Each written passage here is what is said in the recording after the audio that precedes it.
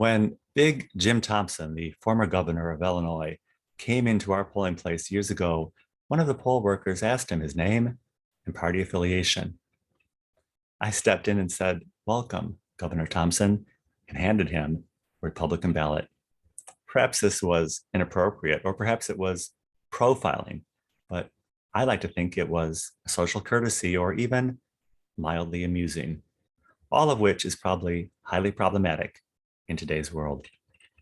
Welcome to Conservative Coffee Hour. I'm Stanley Smith. Each week, we take a look at a candidate, issue, or topic. We're trying to navigate this political mess and find a way out of it. One thing we need to be mindful of is that we're in primary season, which means instead of pitting one ideology against another, we're fighting amongst ourselves and candidate against candidate. And what's the message in that to voters? The message is it's all about party politics and business as usual. In the 1980 primary for president, George Bush famously chided candidate Ronald Reagan for what he called his voodoo economics.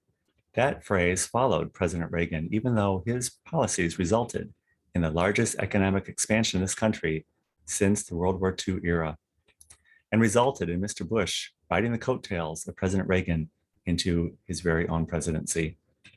This is an example of how party politics really does a disservice to the voting public, because instead of having an honest debate about philosophical differences and issues that actually are important to people, it instead becomes a shouting match.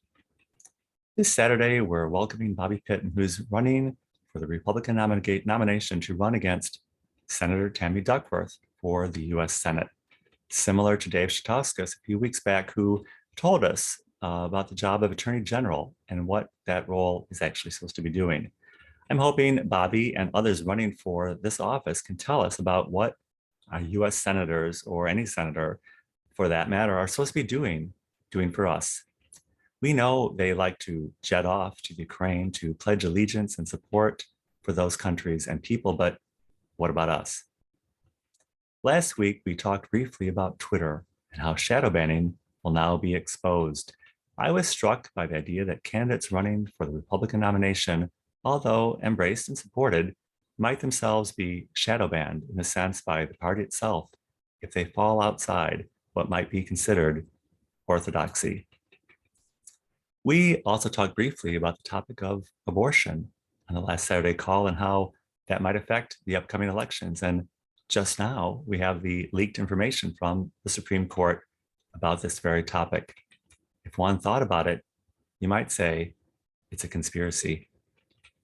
I asked Mr. Pitton's team if they could provide a quote I could share in the invite for a Conservative Coffee Hour, and I suggested, "The rumors of my belief in Q sounds like conspiracy to me."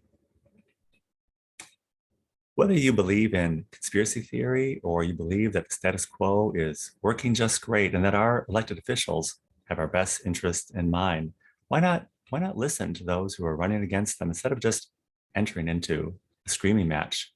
What's the scariest thing that could happen? We actually might learn something. And where's the conspiracy in that? If you'd like to join us at Conservative Coffee Hour, I will include my email in the description of this video.